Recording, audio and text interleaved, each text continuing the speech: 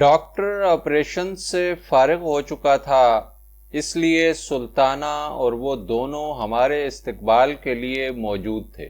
چائے کے لیے بیٹھے تو ڈاکٹر نے کہا، دیوسائی کیسی لگی؟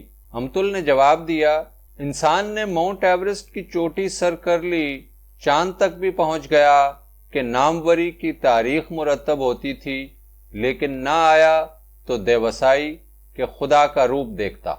ڈاکٹر ہنسنے لگا، بالکل یہی بات میں نے سلطانہ سے کہی تھی۔ ہم کتنے بدقسمت ہیں، دنیا کو اس عجوبے کی خبر تک نہ پہنچا سکے، خود اپنے ملک میں اس کے متعلق کون جانتا ہے۔ شام کے کھانے پر ڈاکٹر نے ہمیں مارخور کا گوشت کھلایا جو ان کا کوئی مداح شکار کر کے لایا تھا۔ مارخور دمبے کے قد بد کا جانور ہوتا ہے جو گلگت اور سکردو کے علاقے میں عام پایا جاتا ہے اور جس کے متعلق روایت ہے کہ وہ سانپ بھی کھا جاتا ہے، اس لیے اس کا نام مارخور پڑ گیا ہے۔ گوشت نہایت نرم، خستہ اور لذیذ تھا۔ سلطانہ نے اسے مختلف ذائقے دے دیے تھے، کچھ انگاروں پر بھون لیا تھا، کچھ کے شامی کباب اور باقی کا سالن تیار کیا تھا۔ امتل جو مزے لے لے کر کھا رہی تھی بولی، اس کوئلیا کے ہاتھوں میں کتنا نمک ہے، یہ لڑکی نہیں فطرت کا عطیہ ہے جو ڈاکٹر کے حصے میں آیا ہے، لیکن کیا یہ بے انصافی نہیں ہے کہ ایسے گنوں کی عورت ہر مرد کے حصے میں نہیں آتی؟ ڈاکٹر ہنس رہا تھا، سلطانہ بہت خوش تھی، مگر اس نے احتجاج بھی کیا، امتل جی، میں سچ کہتی ہوں سلطانہ، آپ جیسی ایک عورت میں نے سوات میں بھی دیکھی تھی، بس اس میں اضافی خوبی یہ تھی کہ خوبصورت بہت تھی۔ ڈاکٹر بولا، کیا میری کوئلیا کسی سے کم خوبصورت ہے؟ ڈاکٹر صاحب، سلطانہ کا اپنا الگ حسن ہے، لیکن کمبخت وزیر خان کی بیوی تو چیز ہی دوسری ہے۔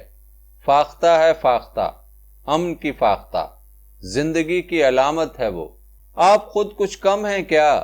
سلطانہ بولی، میں مرد ہوتی تو اپنے کالے رنگ کے باوجود آپ کو اپنانے کی خواہش میری آخری خواہش ہوتی۔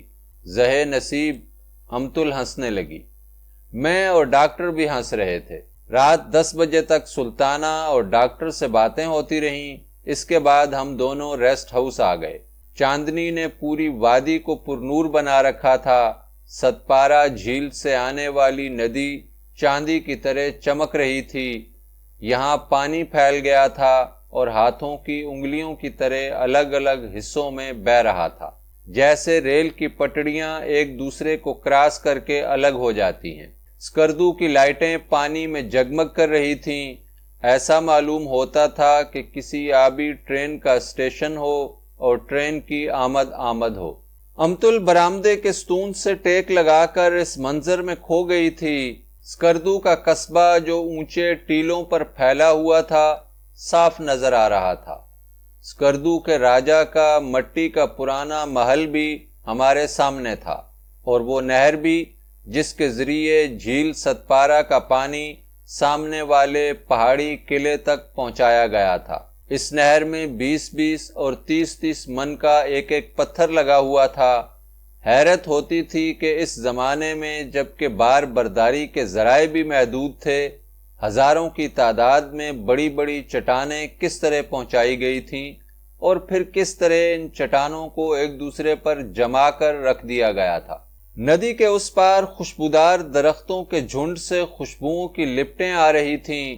شہر کے آدمیوں کے لیے قدرت کا یہ عطیہ ایک انوکھا مشاہدہ تھا۔ شاید ہم زندگی میں پہلی بار چاند رات کے جادو سے آشنا ہوئے تھے۔ نور اور نکھتوں کی ایسی وسیع اور طوفانی چادر بھی پہلی بار دیکھ رہے تھے۔ ہم اس منظر کا ایک حصہ تھے جسے ہم مکمل قلبی واردات کے ساتھ محسوس کر رہے تھے۔ ہم اس دھرتی پر کھڑے تھے جہاں سے بہت کم فاصلے پر سکردو کا راجا اور اس کے گھر والے محو خواب تھے۔ اب یہاں کے راجا کا بھی حکومت کے وظیفے پر گزارا تھا، مگر کبھی تو اس کے آباء و اجداد یہاں کے مطلق العنان مہاراجے تھے جنہوں نے یہ نہر، محل اور قلعے تعمیر کیے تھے اور عوام کے پٹھوں پر بوجھ لادتے رہتے تھے اور ان کی گردنیں کٹواتے رہے تھے۔ میں سوچ رہا تھا فطرت کی رعنائیاں باقی رہ جاتی ہیں، انسان مٹی ہو جاتا ہے، ختم ہو جاتا ہے۔ وہ جو خود کو ان سب رعنائیوں کا مالک کہلوانا چاہتا ہے، مالک بننے کے باوجود زیر زمین چلا جاتا ہے، اور اس کا احساس ملکیت ان فطری رعنائیوں کو ذرا بھی گزن نہیں پہنچاتا۔ پھر نئی نسل آتی ہے، تگ و دو کرتی ہے ان چیزوں کے لیے جو ٹھوس ہیں، جو موجود رہتی ہیں، جو کروڑوں سال سے موجود ہیں، مگر ایک فانی انسان ان غیر فانی چیزوں کی ملکیت کا دعویٰ کرتا ہے۔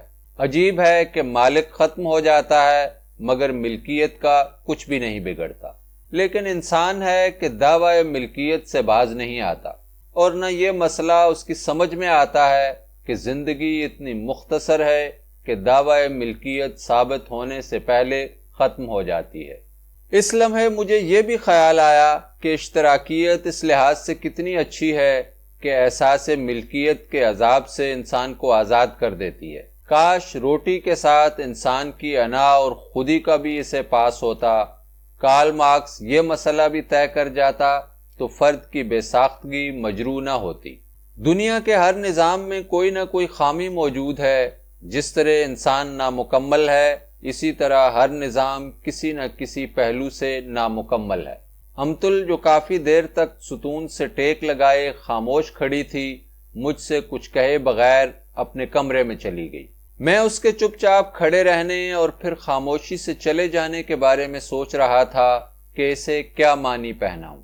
یہ کہ وہ میرے متعلق سوچ رہی تھی، یا اپنی تنہائی کے عذاب میں مبتلا تھی، یہ چاندی کے مد و جزر میں غوطے کھا رہی تھی۔ میں کافی دیر تک ریسٹ ہاؤس کے لان میں ٹہلتا رہا، بے مقصد، پراگندہ ذہن۔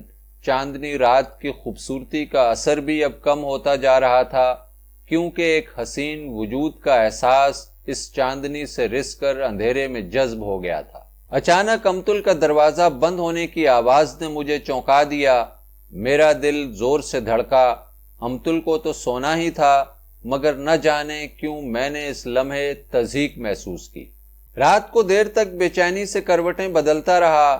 اس رات میں اس نتیجے پر پہنچا تھا کہ آدمی جس قدر زیادہ توقعات باندھتا ہے اتنا ہی زیادہ دکھی بھی ہوتا ہے، کیونکہ انسان کی ہر توقع پوری نہیں ہوتی، بلکہ شاذ و نادر ہی کوئی توقع پوری ہوتی ہے، اور کبھی تو کوئی توقع بھی پوری نہیں ہوتی۔ آج کی رات پچھلی رات سے زیادہ سرد اور مختلف تھی۔ صبح خوش قسمتی سے جہاز آ گیا تھا اور ہمیں آسانی سے سیٹیں مل گئی تھیں، حالانکہ اسکردو کی فلائٹ موسم کی وجہ سے ہمیشہ غیر یقینی سمجھی جاتی ہے، اور کبھی کبھی ہفتہ 10 دن تک جہاز نہیں آتا۔ ڈاکٹر اور سلطانہ ہمیں ایئرپورٹ تک چھوڑنے آئے۔ کراچی کا یہ جوڑا جس سے صرف 2 دن کی ملاقات تھی، ہمارے دلوں میں اتر گیا تھا۔ میں اور ڈاکٹر گلے ملے، سلطانہ اور امتل نے بھی ایک دوسرے کو پیار کیا۔ پھر ہم بھرے دلوں اور نم آنکھوں سے ایک دوسرے سے جدا ہو گئے۔ آدھ پون گھنٹہ میں ہم گلگت پہنچ گئے۔